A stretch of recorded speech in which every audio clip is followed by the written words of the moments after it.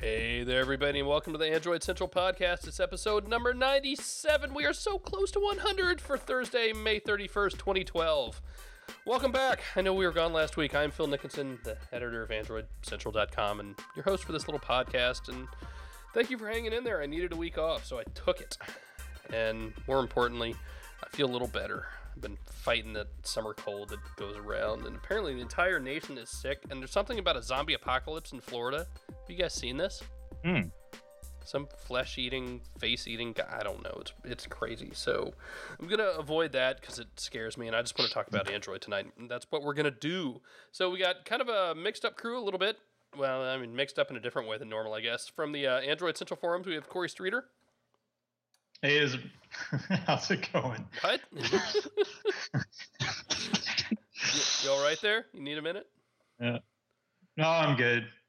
Move forward. Dude, so the camera lag is killing me, but it really makes your eyes stand out. It does. Well, thank you. I think. Corey's I'm thrown off because there's like a big crow out of my desk crowing. So it's... I'm thrown off by that. Sorry. And from the high desert, we have Mickey Papillon. You know him as a cell phone junkie. Actually, are you in the high desert, or is that the low desert? No, it's just the desert, man. The desert? Phoenix. High desert. I'm not in Victorville or something like that. No. I don't know where that Glad is. to be back. It's been a long time. It has. It's good to have you back. We missed you. From Manchester, England, we have Alex Doby. Hey, everyone. That's it? So you got Hey, I look behind Alex there. You got a Samsung bag conspicuously placed. Is that anybody pay you to do that? Actually, that was completely accidental, if you'll believe that. Did you pay for that bag and or whatever's in it, or is this the compensation? No, there's nothing in it. It's just a bag. But, I mean, this was in it, but this is on my desk now, so we'll get to that later. Okay. Ooh. And we brought in another Englishman for this podcast, and for very good reason, which we'll get to him for in a minute. Richard Devine. Good evening. Good morning. Not quite sure what time it is at the moment. It's only 1 o'clock. Or 2 o'clock. 2 o'clock. 2 o'clock. All right. That's late. I usually sleep at 2 o'clock. I had the pleasure of... You're weird, though, aren't you? Yeah. He's one of those guys that goes to bed. I had the pleasure of meeting Richard, almost a month ago. Can you believe that? When I was up there in London, and he took us around to a pub, which was very nice of him. I mean, not like I wouldn't have ended up in one anyway, but Richard took us to one that he knew, so that was good. So let's start with Richard if you want. So that way, if he nods off, we can just cut his camera and nobody will notice. Richard, this morning, and this is a big deal. I don't think we made a big enough deal about this, but Richard was at an Orange event. So Orange is are they only UK or are they all of Europe carrier? They're all Europe. They're owned by France Telecom. Okay. So Richard went to an Orange event with the Intel. What is this? The Orange San Diego. So Orange always names their phones after like California cities or something, right? Cities in general, yeah. Okay. I know we've had the San Francisco like last year, right? Monte Carlo and Barcelona. Okay. Yeah, there's been a few others. I am blissfully ignorant in the way of Orange. But so Richard, I mean, the big deal is this is the first Intel phone to really hit Europe. One of them hit China a couple days ago, but we keep saying this is a big deal for Android this year. Intel is going to be a big deal. So is it? What did you see? It could well be. I mean, the first thing people obviously see is that it still runs gingerbread, but right. It does pretty well with it. It's going to be marketed as a big deal, and they kind of put a big spin on not going after the high end, not going after the things like the Galaxy S3 and the HTC One X in the market. They're firmly going to market it in the mid range, but with a sort of high end performance. And it's actually worth mentioning the price as well, because they're they're really not charging the earth for this, considering it is a very fast dual core phone. All right, so it's a 4-inch display, 1024 by 600, which is kind of an odd res. It's not quite. God, I'm gonna totally mess up the was it WXVGA? What's the big one? What's 720? I'm gonna get emails now. It's just 720. Well, WXGA is 800 by 1280. I think 720 is just 720. Okay. If you want to get technical. I've already gotten emails. People hate it when I mix them. Yeah. I mean, if there were only 3 of them. Sorry.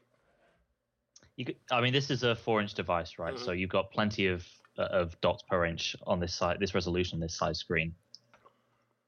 Is it surprising that it's running Gingerbread? I mean, we saw the first Intel phones in January at CES, and they ran fine. They looked fine. But I mean, at that time, ICS was all of what, like 2 months old? Yeah, I think at this stage, we kind of have a right to feel just slightly disappointed with anything that comes out with Gingerbread, regardless of even the first Intel phone. Maybe. I'm not saying I disagree. I'm just asking the question. It's been what we're in June now. ICS was open sourced in November. Yep. I mean, yeah, it's time. Fair enough. So, Richard, initial impressions: good, not good? Surprisingly good. I mean, I've been an Orange customer for a while, and I've used a couple of the their usual own brand phones, and they're traditionally a little bit poor. But this is surprisingly good. The build quality is a little shaky. Is probably the most polite way to talk about it. But the screen is surprisingly good. I was very, very surprised at the just how good it was.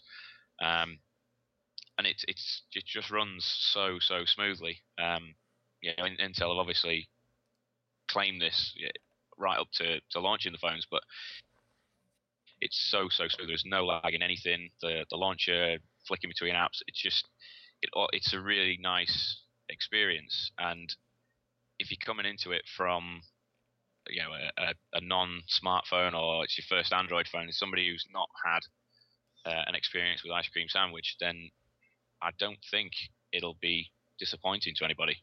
Now, I mean, you were at the Galaxy S3 event with us, actually. So you've seen the new TouchWiz, you've seen the new Sense 4, you've used stock Android. So how does this fit in with what Intel has done?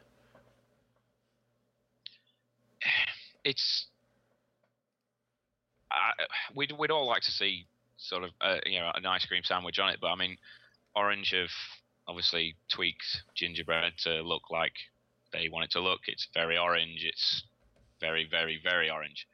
But otherwise, it is basically just the Gingerbread we all know and used to love. Mm. Do we know who the actual manufacturer is of this hardware? Because I believe it's Intel doesn't actually make handsets, do they? Whoever they may be. I guess who's making the hardware? I mean, this is an all Intel phone. It's not Intel with some unnamed OEM, designing it for them. I think I read somewhere that it's being made by somebody called Gigabyte. Oh, okay. Gigabyte. Okay, yeah. Might be. Yeah, they make motherboards. Yeah, and, yeah. graphics cards and stuff. Yeah. But not Well, I mean, they make Do they make laptops too? Chat room. You guys are smarter than me. They make notebooks. Yeah. So okay, interesting. By the way, I just want to throw out there that on the list of common resolutions, the resolution of this, that 1024 by 600, isn't even named. It's just called. It's just listed as used in many netbooks. That's all they say about it. Yikes. Well, the DPI is 302. Is that right? Sounds about right. Like that. Let me open my handy DPI calculator. Well, I mean, here's the big deal for me: is it's Intel, right? And it's what's in. I mean, I hate to say it's what inside that that counts, especially when you're talking Intel. But that's a big deal, I think, because we're talking, especially battery life, right? I guess it's going to take some time to get a feel of battery life, but that was one of the big things they were promoting earlier in the year, wasn't it? That we're going to see so much better battery life because of the efficiency that they've worked into Android and their Atom stuff. Here's if this math. Oh wait, no, that math is absolutely not being done right. 294 dots per inch, pixels per inch. That's good. Yeah, that's plenty respectable. Yeah, I mean, battery life is this S3 is only 306, I think. Yeah, and that's not a difference you're going to notice. Mm. Yeah, no, battery life is the number one thing. 128 by 75, aspect ratio. Right. So no, battery life is my number one question. I think that is, for me, probably the two biggest factors these days are camera and battery life, and data speed. But that has network to do. That's not hardware. Battery life, data speed, and display quality, I think, are my big three things right now. Especially, I think it remains to be seen whether this Intel stuff actually supports LTE. I don't know whether that's known yet, is it? That's obviously a good question. if this Orange thing doesn't, because Orange doesn't have LTE. Right. But further down the line, we don't know whether the chip supports it. Yeah, it's we're early. I think it's cool because it's an early phone and that's good, but we got a lot more coming, and especially with Motorola. Do not forget that Motorola has signed on hard with these guys. So, and bringing Google into that mix, it's going to be this is only the beginning. We're going to have a lot of good stuff later this year, I think. Anything else about it, Richard, that really stands out that we need to point out? To be honest, on the face of it, it is just another Android phone. It's when you get into it and you think about the potential impact it could have long term. Actually, I got thinking about it as I was leaving London. I reviewed the Motorola Moto Lux a few weeks ago, and that's about the same price as the San Diego. And at that particular, putting those two side by side is night and day difference. And if when we get into the Motorola and Intel stuff, if you put the Motorola build quality with the experience that I've seen so far on the Intel device, I think we're in for something special. There is talk that it will get upgraded to Ice Cream Sandwich later on in this year. There was a lot of talk about September, but nobody that I spoke to officially from Orange could confirm or deny or even knew what an ice cream sandwich was. So we could be seeing it soon, hopefully soon enough. I think that'll probably dictate just how successful it'll be. We all know what it can do with gingerbread, and we'll know in the next couple of weeks about the battery life, because I'm going to get my hands on one next week. We're going to put it through the ringer and see just whether or not these claims are as good as they say they are. Cool. Let's transition to another phone that we've talked way too much about, but we're going to talk some more, and that would be the Galaxy S3. Yeah. Because you can actually buy one now. So, I mean, it went on sale, was it last week? In a few other countries, I know, like the UAE got it, and I think Dubai had it. Yeah. And now Alex has one. Official date was this Tuesday, right. So it's now officially out in Europe. And this is why you have a Samsung bag behind you. Samsung is not yet sponsoring this podcast, though. If they want to send a check, we will certainly work something out. I like the bag. According to some people, they already are sending checks. Yeah, I know. The paranoid people on Twitter. Yikes. So let's talk about the Galaxy S3. You got one. Is it still living up to everything that we saw a month ago? It is. I mean, we wrote so much about this. I'd say back in the day, it was a month ago, but it seems like a long time ago. So it's very much the same phone we saw. It's the software and the hardware was obviously final, and we saw it a month ago. First thing to dig into, I guess, would be build quality. It's plastic. You've obviously got metal on the glass on the front here. So the whole front is glass. The back cover, which you can snap off, is plastic, and this is sort of bendy like that, if you can see. So, I mean, there's been some concern with some people that the fact that it's got this sort of almost flimsy-looking plastic back to it means that it's, committed some sort of build quality crime. It really doesn't feel like a cheap phone. It fits together really well, and Samsung knows how to make plastic phones. They've been doing it for a very long time. We talked about that, back in London, and in fact, we talked to Samsung about it. It's like, oh, look, it's another flimsy one. I mean, I so have not cared about that. They started that with the Infuse, right? And you only ever notice this when you snap the back cover off. Right. And you're looking for something. The other side of that is do you want something that isn't flexible material that's going to snap when it's subjected to an impact, and that's probably not what you want from the back of a phone. I'm perfectly. Is this similar to the Galaxy Nexus cover? Yes. It is, if anything, more flexible than the Nexus cover. Oh, okay. It's a different finish on the back as well. It's glossy compared to the I think it's called Hyperskin. This finish on the Nexus. Hyperglaze. I mean, the other thing, Hyperskin on the back of the Nexus. This one's called Hyperglaze. Oh, gotcha. Which I'm still convinced sounds like something you use to clean your bathroom. But there you go. I guess we got to talk a little bit about the Pebble Blue delay, and that's disappointing because I think I like the blue one better than the white one. On one hand, it sucks, but I mean, they're just talking 2-3 weeks delay. That they were saying there would be limited quantities for 2 to 3 weeks. Okay. I mean, based on what we've seen in London, limited quantities means it's not going to be available at all. So you're probably looking at a wait until mid-June if you want to get one of the Pebble Blues, which kind of sucks if you got one pre-order because it means potentially you can't change and get a white one instead. But yeah, I mean, it's still going to be available, and it's better to have it shipped later with a back that doesn't have all kinds of blotchy marks on it. Right. So I'm just kind of looking. I've got a set of notes here, various things that I've sort of jotted down for the review. A big thing with this phone is the screen, and that was kind of a point of contention when it was first announced. We've got a 720p HD Super AMOLED on here, just like the Nexus, and it's. I think we kind of came to the conclusion at the time that the One X definitely has a better screen. Side by side, there's a difference, and Super LCD 2 is winning out in this round, I think. Would you agree with that, Phil? I would. I mean, and that's even for my limited time with it. I think that was plenty apparent. My question is the camera at this point, because that was kind of the first thing Alex said yesterday morning. He's like, dude, HTC has some competition here. Yeah, they do. I mean, I haven't completely finished testing the camera. I need to do more tests with lower light and stuff, but the camera on here is very impressive. In particular, just the capture speed and also the quality of macro shots, so close-ups, really, really nice looking on this phone. 1080p, flawless, 29 frames a second, great, fantastic quality. So, I mean, I think obviously we're going to need to test this some more, but early impressions are that it is at least as good as the One X in terms of the camera. I mean, there is just going back to the screen, there is kind of a funny thing that I've noticed with, in particular, the white version. I think I might have mentioned this to you, Phil, a couple of days back. But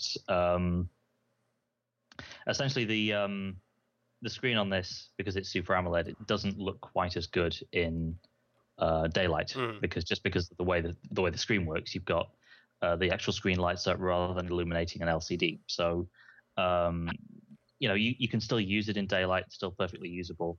But it's compared to the Nexus, it is almost a little bit more difficult to focus on just because you've got this bright white bezel all the way around it, which in daylight is very, very bright. So it kind of has a disadvantage there just because of the way the chassis is arranged. And it's maybe that issue won't be there with the Pebble Blues when they arrive. We'll just have to see. I'm not too worried about. I'm not a fan of that brushed metal effect. Oh. That seems. Corey, why were you surprised at that when I said that? Yeah, what? When I said I like the blue, you sound surprised. Oh no, I think that'd be cool. I was thinking it'd be cool in that color of the bag that Alex has behind him. Mickey, it would be cool because it matched the bag that they give you. Yeah. Mickey, have you seen anything here that's gonna sway you off the iPhone yet, and back to Android for at least 2 weeks? That's what it always is, basically. I know. Yeah, sorry guys. I here's the interesting thing that when I first read it, I think like everybody, you saw the the news that it was a pentile display, and honestly, I understand, after looking at it under a microscope, why someone would feel that maybe it's an inferior type of display, but to be honest, using the Galaxy Nexus now multiple times, it is a very decent screen. And in general, day-to-day conditions, you're not going to really care about that. The camera was always the big thing with me. That was the big hang-up with it. And one of the reasons why I could not get over the camera on the Nexus, and I know the 404 update has really helped with that, but it's still not up to where I want it to be. And so I think hearing that the S3's camera has done some better things with it, not only because it brings in a better, there's better optics involved, but also the software has really helped things out. I think that's that's a nice thing. But I still kind of look at this, and I look at the the One X. Of course, if I wanted to, I could choose to pick that one up on AT&T as well. And I'm still just kind of like sitting on the sidelines, just watching, seeing what's going to happen here.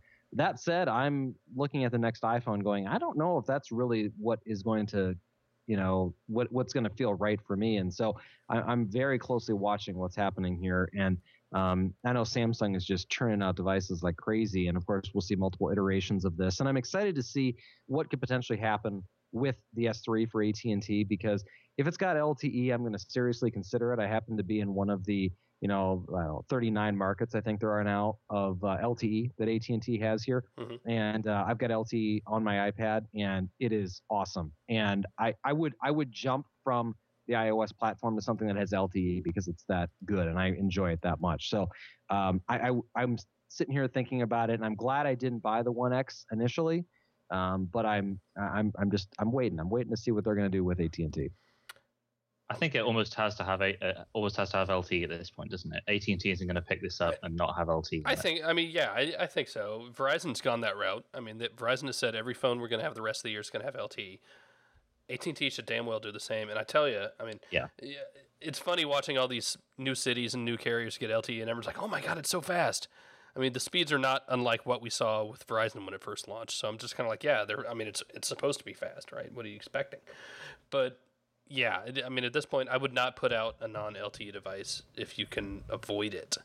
I mean, I guess for cost purposes, I can still see that happening, but I can't see them putting out a Galaxy S3 without LTE. No, this is a flagship product, and it needs to run on their flagship network, their high-end network. Mm-hmm. My question is still, when am I going to get LTE here? But You've got it on Verizon, though, yeah? Oh, yeah. No, I've got it on Verizon, and AT&T actually is very good here where I live. As long as we're talking carriers, let's swing into that real quick. That was kind of the big thing of my my long overdue and tardy Evo 4G LTE review is that it's a great phone on a not so fast network, and that's nothing we haven't talked about before. But yeah, AT&T is fast, Verizon's fast, and everybody in New Orleans was using AT&T. It was weird at CTI. I mean, we had AT&T LTE, and it wasn't officially announced until like 2 weeks later, or a week later, or whenever. But yeah, it's good. I cannot wait to get more phones to play with on it. How's the battery life with LTE on AT&T? Look, battery life takes a hit. How huge a hit? And honestly, I have a hard time telling. We did the entire the one keynote that we live blogged with the 4 CEOs. We did that tethered to my One X, and battery. Oh, you did? Yeah, and it didn't touch battery life. I was using my Verizon stick on my computer, and Jared and Andrew were tethering off my One X, and we get out of there, and it was a long keynote. It was like an hour and a half, and it didn't even blip. I have no idea how. Now, I think this thing is slanted to, so the little battery indicator doesn't exactly show, how much it's actually used. But, it didn't die the rest of the night, and that was pretty impressive. So, I mean, yeah, but you do take a hit on battery life, especially when you're just using, normal data, whatever that is. But, that's to be expected. It's night and day better than where we were this time last year.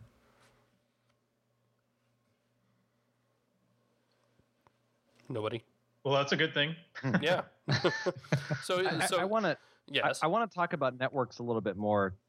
Sure. One, so I can earn my paycheck here. Yes. That's only funny to Phil, apparently. So, going back to your Evo 4G LTE review, because I have not had a chance to look at it yet. I'm excited to see it, and I know I will soon. But the wait. My recent experience with Sprint, I get a lot of Sprint devices to review, and I ask for every Android device that pretty much comes along. And most recently, the Galaxy Nexus, right? Same old Galaxy Nexus, especially if you're used to the Verizon one. But it's a different network these days. And I'm not sure if it's the iPhone effect, which is very cliche to say. I understand that, but or what it is. But it is not the same network that I used to kind of think that Sprint had. It felt very clunky. And you said it perfectly. It's a great, these are great phones, but a less than great network. And just because it has LTE in it right now, I mean, we're talking about end of the year before we see, a dozen cities, right. and it's going to be late 2013 before the network is to the point where it makes it so that we want to recommend an LTE device. And it's really hard looking at these devices now, just because especially because if you're in a WiMAX area, one of the older devices, whether it was the Galaxy S or the original Evo, is probably a better option still than going with this, because you don't get a 4G, a 4G network. And it also depends on, of course, what you do on the device.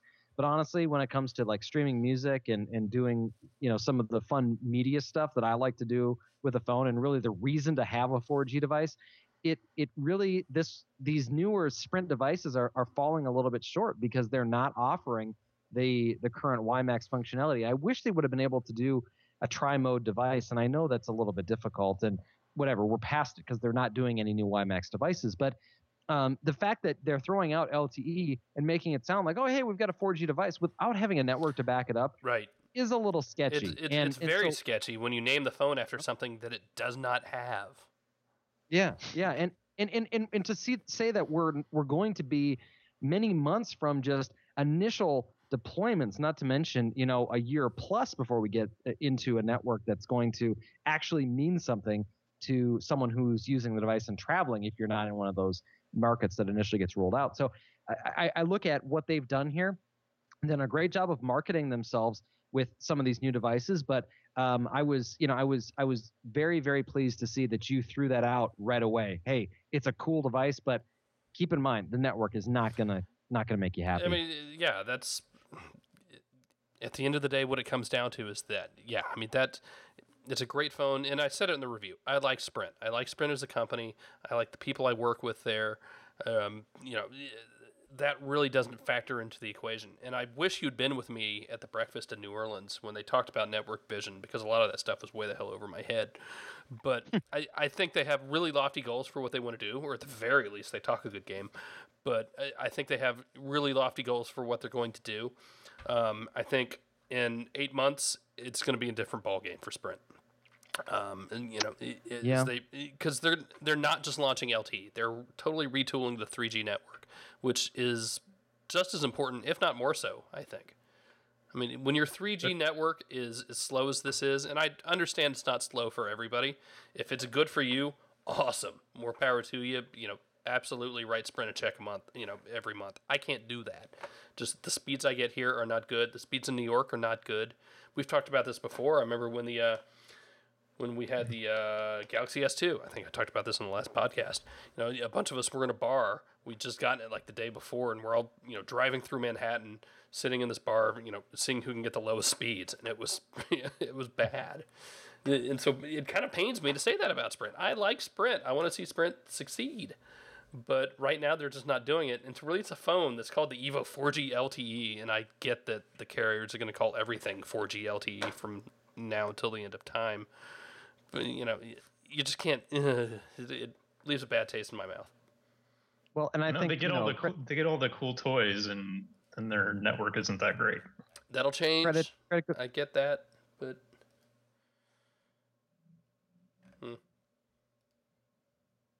yes, Mickey.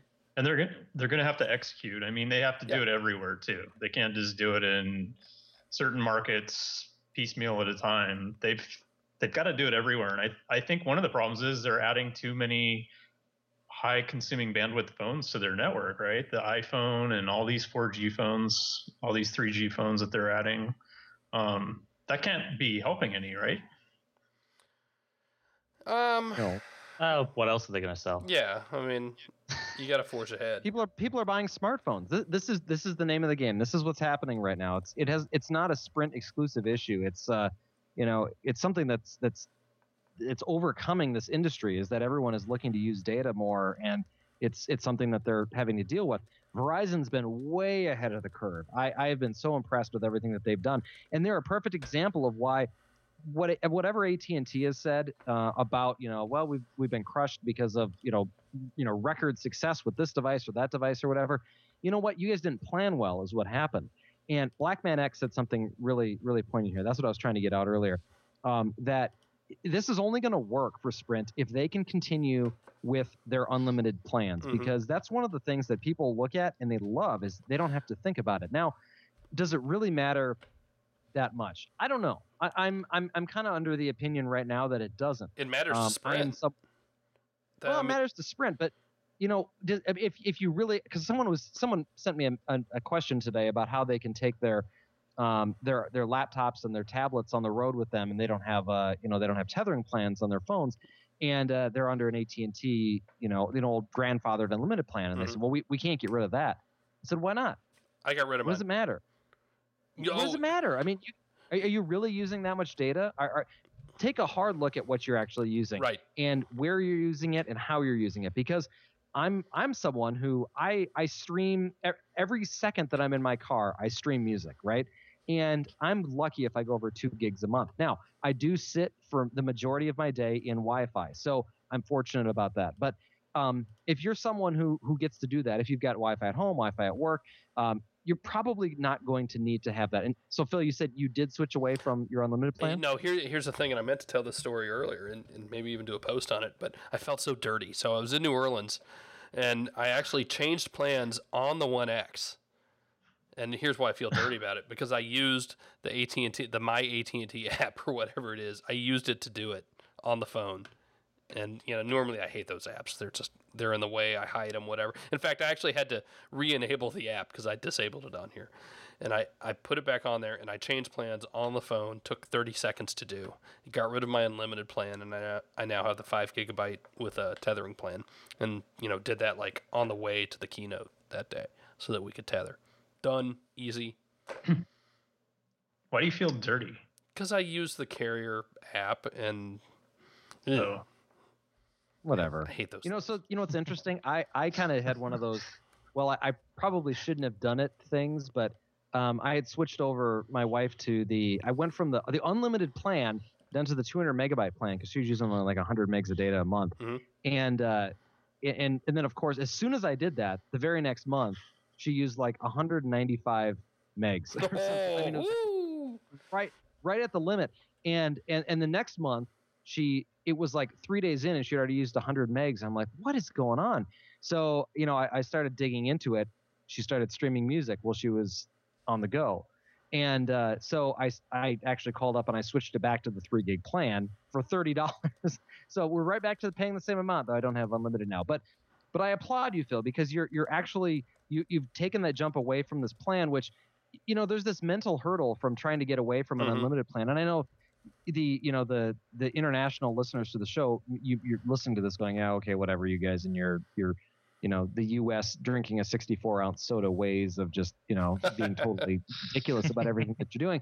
But it is something that if you manage the way that you use your device, and it's not overly managing your device. I think Black Man X said again he used like 28 gigs last month. I don't know how you're doing that.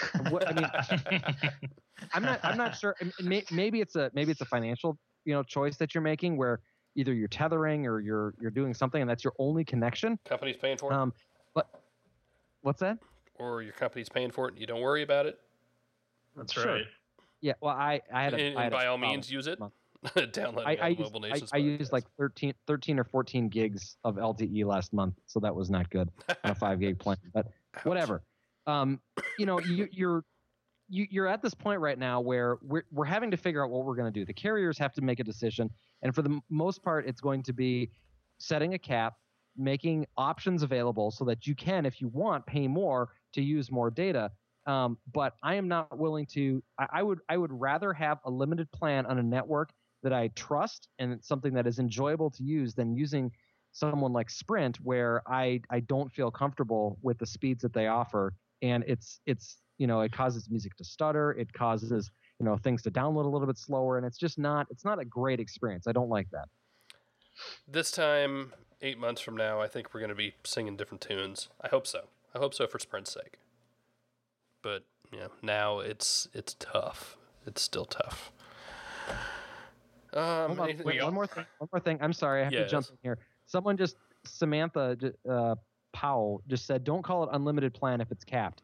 I don't know any carrier who's calling an unlimited plan if it's capped right now. I think everyone has kind of come clean on it. Yeah. And they've either said, like for example, AT&T. We've talked about it. You get 3 gigs. That's been going on for years. Yeah, and after that, it's throttled. Right. It's not capped. It's just throttled. And honestly, on my show, I had people send in pictures. You're capped now at half a meg. If you're going over 3 gigs and you still get half a meg speeds, that's a pretty good thing, I think that you're doing okay. It used to be like super restricted. It's not anymore. T-Mobile, they say you get 5 gigs of 4G data. Your unlimited data, you have 5 gigs of 4G data in some cases, and then after that, it's throttled. But no one is really saying that they're unlimited and they're charging you extra. If they're saying unlimited, you're getting unlimited speeds. Now you are getting throttled, and that's if you're hitting that point, you probably have an idea of what you're doing, and what you're doing is causing you to get to that point. Mm-hmm. And I don't think that there's any reason to be upset about that. You know what you're getting into, and you know what you have. Well, in the UK, it's cool if you get 2 gigs, right? I was reading your guys' reviews today, and kind of. There are a couple of carriers in the UK that do unlimited. So 3 do completely unlimited data for the equivalent of about $22 a month. But it was wasn't it Orange, or was it one of the carriers for the Galaxy S3 over there was like, yeah, you get 2 gigs of data with this. Yeah, like, oh, but at the same time, it's HSPA plus, so yeah, you can't burn through that in an afternoon like you can on LTE. So it's going to be interesting to see whether the UK carriers, T-Mobile and 3, whether they keep with their unlimited stuff once they get true 4G, once they get LTE, because we might see a lot of backtracking once that starts over here. But that's fine. That's a different network. You can do whatever you want with that network. Well, yeah, because you're going to need a new phone. You're going to need, a new contract presumably to do that. Mm-hmm. Yep. Let's move out of this a little bit to just some of the other stuff that's going on. The Verizon Galaxy Nexus has finally gotten Android 4.0.4. Woohoo! Officially, it's pushing out. For the record, people, let me just say this about that. I start work somewhere between like 6 and 6:30 in the morning. Maybe by 7 o'clock I've had a second cup of coffee. Some days I don't.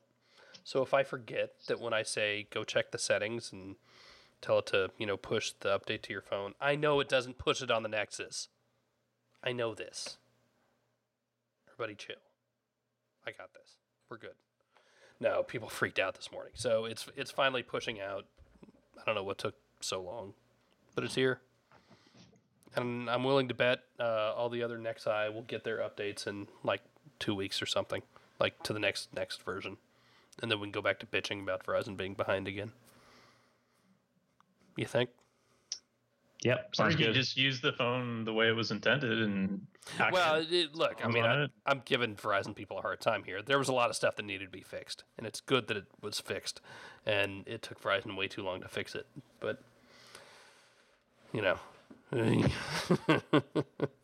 it's same stuff, different year, different phone. Here we go again. What else is going on? Oh, the Galaxy Play Store is now selling Nexus accessories, by the way. That's a big deal. So I've ordered them. When are they going to be here? I need to check that. Because the big question, they're Nexus, accessories. But the big question is, will the Verizon Galaxy Nexus work with these accessories? Because they're actually for the GSM version. I don't know. I'm going to find out. Probably not going to get to test till next week. We will see. But they are on their way. They weren't all that expensive too. That was the other thing. The car dock, instead of being like $90 or whatever it was from Samsung, it's like $54 directly from Google. So, but it's a piece of plastic with a cable in it. It's not expensive to produce, is it? Look, hey, we sell accessories for a living around here, Alex, and we got to make money too, man. But yeah, $90 for a car dock. First party stuff is overpriced traditionally. Isn't it? Yeah. But but $90 for a car dock is not. That is excessive. Yeah. Yeah, 54. Okay, that's a lot of money. But does the car dock have Bluetooth built into it? Anybody? No. Yes. Chat room. Because think back to the original Nexus 1 dock. Remember, it had Bluetooth built into it for the audio connection, right? So, I mean, I can see things like that. One of them's an HDMI dock. So, there's electronics in some of this stuff. But $90 was absolutely too much. $54, I can impulse buy that and probably not yell at myself too much in the morning. Hello? Whatever happened to that that dock, the desktop dock for the Galaxy Nexus? Like, it was there for a couple days and then it disappeared. Well, it's here now. It's in the Google Play Store. Oh, is it? Yeah. I haven't looked for a while. Yeah, it's in the store. That's what we're talking about. Send it to me. Well, maybe you can win them because we're going to give them away when I'm done with them. Woo. Maybe we'll do it here on the podcast. We'll see. So we got that. What do you guys think about this 7-inch tablet thing supposedly hitting a benchmark site? Do you buy it? Do you believe it? Easy to fake. I think it kind of makes sense, though, all the stuff that's come out of that. Yeah, it does. I think if we've heard rumors about this Asus 7-inch tablet for what seems like it's months and months now, and it's again with the stuff we've heard about the next version of Android already being in the hands of OEMs. If that was a point release, if Jelly Bean is just going to be Android 4.1, it makes sense that would be the case as well. So it wouldn't surprise me at all if we saw Jelly Bean 4.1 and this new tablet and maybe another tablet from Samsung at I/O at the end of the next month. When Alex says it's easy to fake, we've talked about it's called the build.prop, right? It's a file on your phone that identifies the phone to a number of things, including it's almost like a user agent, right? I mean, you're used to a user agent in browsers, and it tells, whatever you're browsing, it tells that website, "Hi, I'm Opera," or "Hi, I'm Chrome," and treat me this way. So it's the same thing for your phone, right? So, and if you're rooted, it takes about 30 seconds, to change it and make it say almost whatever you want. So that's why when we say this is very easily faked, it's entirely possible this is fake and got fed to a website. And we actually have buried in our forum somewhere the build prop Hall of Shame, which we haven't added to in a while. We might have to add this. That's right. Back when, was it Froyo was going to be 3.0 or, just some crap in there. And it was really bad back in the day. Like, you couldn't go a week without somebody running just obviously bad photoshopped, or altered build prop. So I don't know. I mean, yeah, I think a 7-inch, Tegra 3 based tablet, makes a lot of sense, especially when you remember that, not Mamo, what was it called? Was it Mamo? What was the one we saw at CES? It was the Mimo, yeah. It was the Mimo. Yeah. That they just hid, right? They're like, hey, look at this, it's cheap, and we're not going to show it to you. And it was completely gone at MWC. Yeah, nowhere to be found. Was nowhere to be seen. Even the NVIDIA guys are like, we have no idea what happened to that. And that was at the NVIDIA press conference where Asus showed it off. And then I think somebody might have gotten shot after that too, actually, or at least kneecapped.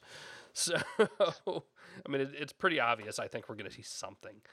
My question again, and we've talked about this plenty of times, I'm not going to go too far into it now, is like, what else? We need something more than just a 7-inch slab with Android. I think if this is accurate, that's something else going to come in the form of Jelly Bean. Right. It's going to be some kind of software thing that's unique to that tablet or unique to all Android tablets running 4.1 or that higher. Ties it into whatever else Google brings us. Sure, absolutely. Which is where I'm leaning. So we got that. Alex, you want to talk about the Google Plus update? Because I'm still not entirely. Yeah, I'm not really feeling it, to be honest. It's.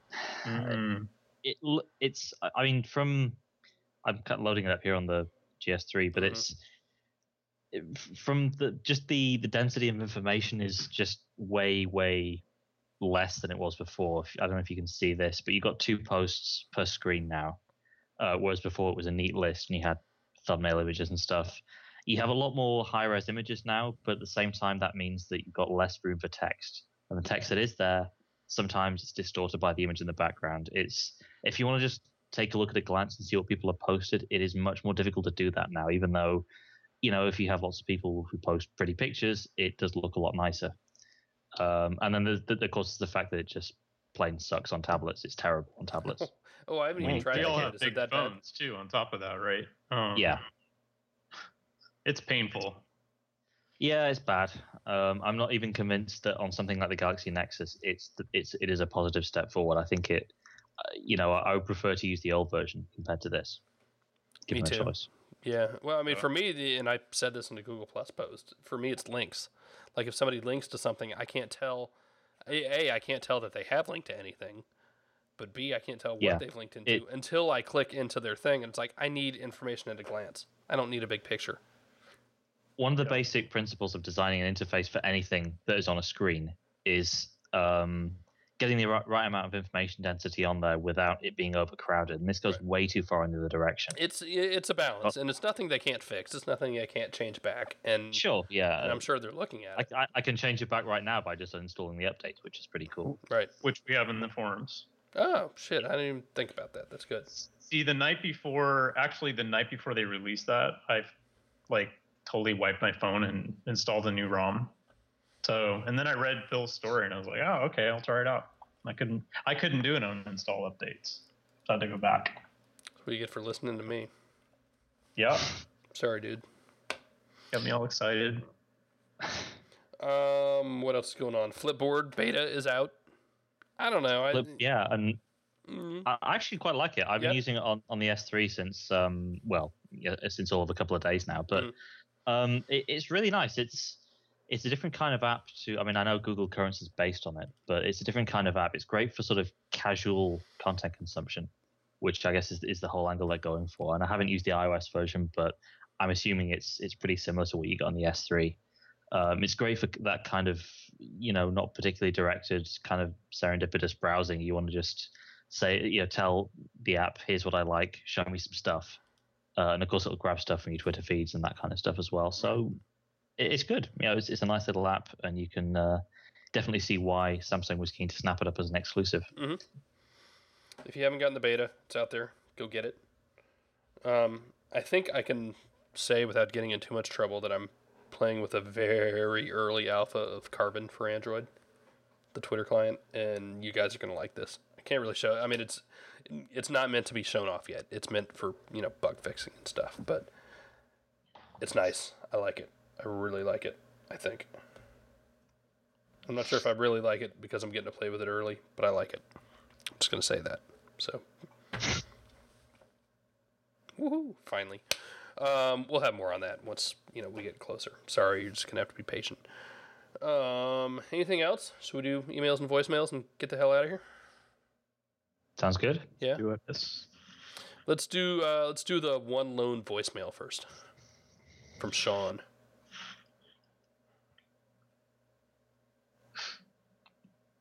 You totally surprised me, Phil. I thought you did first. Damn it! Oh man. I gotta find the emails. Yeah, totally professional.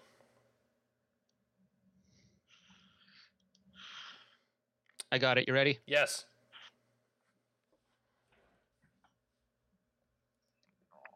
Still ready. Voicemail for the Android Central podcast. My name is Sean from Kansas City. My question for you guys is, with the Evo 4G LTE, my understanding is that the radio chip does have the ability to do HSPA. It's just not unlocked, per se, to let you do it. Is it feasible if, let's say, there were a way you could root that phone? Could you unlock the HSPA network on that chip? Could you unlock that radio chip and then use it on T-Mobile or AT&T or something? Thanks, guys. Love the show. Talk to you later. I'm going to have to channel Jerry here a bit. And say, Jerry, who's on special assignment tonight. You got Mickey.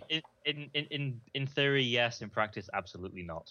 Well, that's in theory, the chip support. Not quite. Gone. No, in practice, this has been done a couple times, right, Mickey? And I believe it was on Sprint phones. On CDMA phones? Yeah. Yes, no? I think the problem is to change your radio on an HTC phone, you need SOF. That's true. That has not been done yet. I want to say is there a SIM card on the 4G LTE? It's internal, yes, but it's there. Huh. I'm just thinking back to like old Windows Mobile days. So you're talking about a very, very difficult procedure. Yes. Yes. Yeah, the closest people have come to this is getting the. I think someone got the AT&T Galaxy Note to run on T-Mobile. Yes. By flashing a radio from a different phone on there. Yes. And that's about as close as people have come to doing that. So let's say theoretically, maybe. Yeah, realistically, it's a lot of work, and yeah, no, probably not. Yeah, realistically, don't wait up for it. No, at all. No, at all. Okay, so now let's do some emails, which are prepped and primed and ready to go. Max writes, "I'm a big fan of Jerry's neckbeard and Phil smacking people down on Google+. My question is that if the rumors of Google having 5 Nexi, more than one Nexus, 5 Nexi manufacturers is true, realizing that all those products probably won't be phones, what are the chances that Verizon will get one of those devices?" I don't think hell's going to freeze over anytime soon. Yeah. I wouldn't bet on it. Do you think there's bad blood after the whole GNX thing? Yes, absolutely. Yes. The way this is going right now isn't really consistent with the way things have been done in the past. Well, I mean, look, you've got technical problems with CDMA to begin with, right? Put on top of that, politics that weigh into it and the way Verizon has always handled updates and network type stuff. And you know what? It's Verizon's network. They're free to do it like that. Absolutely. But no, it ain't going to happen. Sorry. Hope I'm wrong, but no. So hell could freeze over, though. We could get it. Hell could freeze over. I was surprised we got this one. Yes. And look where it got us all. Just saying. All right, who wants the next one? I'll take the next one. Just to prove my weight. Oh, go on. Sure. Jeff writes, "I was wondering if having my phone mounted to my bike's handlebar when I ride is bad for some of the small, sensitive components. Components like the gyroscope, accelerometer, compass, GPS, etc." And Jeff said he bikes like 50 miles a week, so it's not like 5 minutes a day or something. I don't know. I think they test this stuff. I think cars are kind of bumpy too. I wouldn't worry about it. I wouldn't do it. I think there's probably more risk of a water box or something. I'd do something like. There's probably more risk of it getting damaged, falling out, than there is of damage over time through vibrations or whatever. Look, if you break your phone, Corey will buy you a new one. It's okay. Oh, okay. We'll call it the I'm just thinking about all the little things inside, like constantly vibrating. Yeah, no, that's what he's talking about. But nah, I'm not worried about it. Nah, that'll be fine. Yeah. Stephen writes, "With Verizon announcing that it will soon force upgrades into a shared data plan, I figure going to move more quickly on moving from my LG Revolution past contract to a newer ICS LTE phone. Are there any new ICS 4G phones on the Verizon Horizon in the next month or so that are worth having?" See what he did. I guess the obvious one there would be the new Droid Incredible. Yeah, let's back up a little bit. They're not going to force anyone into a shared data plan. I don't think, right, Mickey? No, they are not. Right. So what they're going to, quote, force people to do is to get off the unlimited plan, which is what everybody other than Sprint has been doing for some time. So while a lot of people are going to say it's bad, and I'm not going to necessarily disagree with you, it's also just the way things have been going. So don't be kinda. I mean, if you're a new customer, that's how it goes. But if you're an existing customer, you're still able to upgrade on AT&T and keep your plan. Okay, but that's true. And zero plans from Sprint back in the day, and yeah. I think there's 3 people who have service. Yeah, you and Malatest happen to be one of them, but yeah, no. So you're not being forced into a shared plan though. So that's something entirely different. Yeah, you got the Droid Incredible HD. There's still that Motorola Droid Fighter or whatever that was supposed to be that's out there.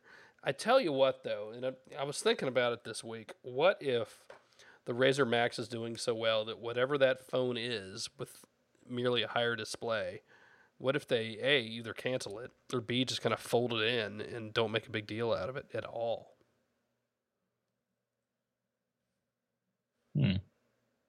Because we've seen, I mean, look, and especially, and we've talked about this before, you know, after my little journey to HTC to learn about how all this stuff works a little better. You know, when I see these leaked phones, I'm, you know, all right, you know, who knows what stage of the process that's in. I know we've seen, you know, leaked numbers and stuff, but we have also seen Verizon cancel phones before. So you just can't, you know, you can't say for sure that, you know, until something's announced, you just don't know.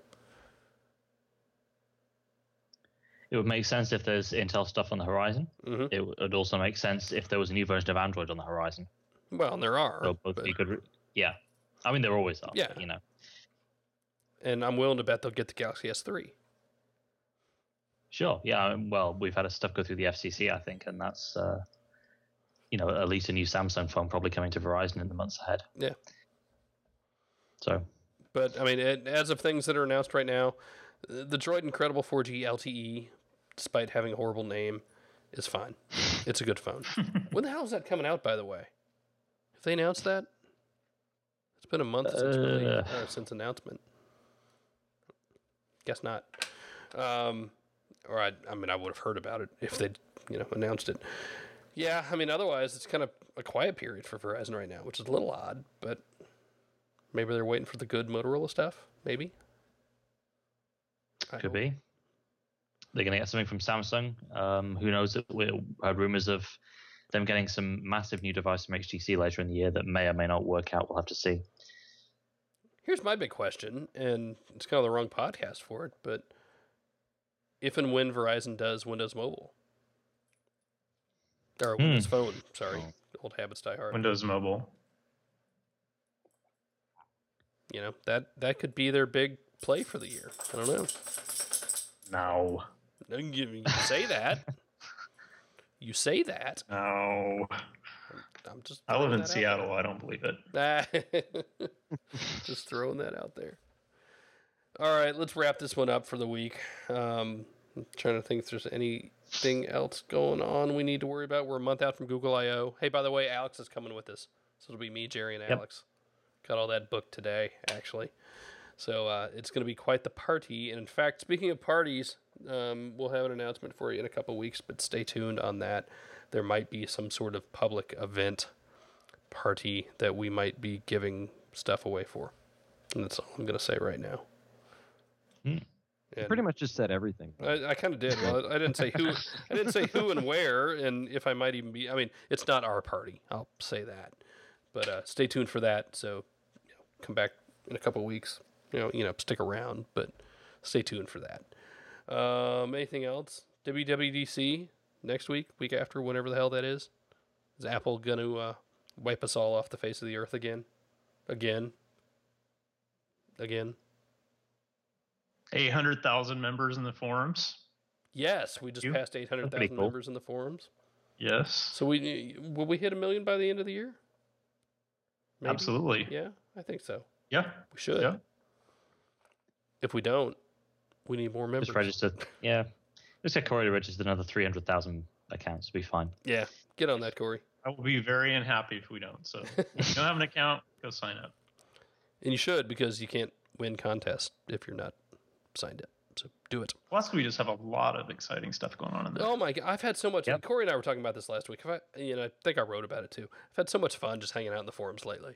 Forget about all the really good stuff that's going on in there. And especially, I know people get annoyed with kind of the noob questions, but I really like those. And I like so many threads where I've been like the first person to respond to somebody's post. And I'm like, yay, I get to respond to them. And probably scares the hell out of them when they see the big giant red admin badge. They're like, oh my God, I asked a stupid question. But no, I like getting in there and helping out too. So that's good.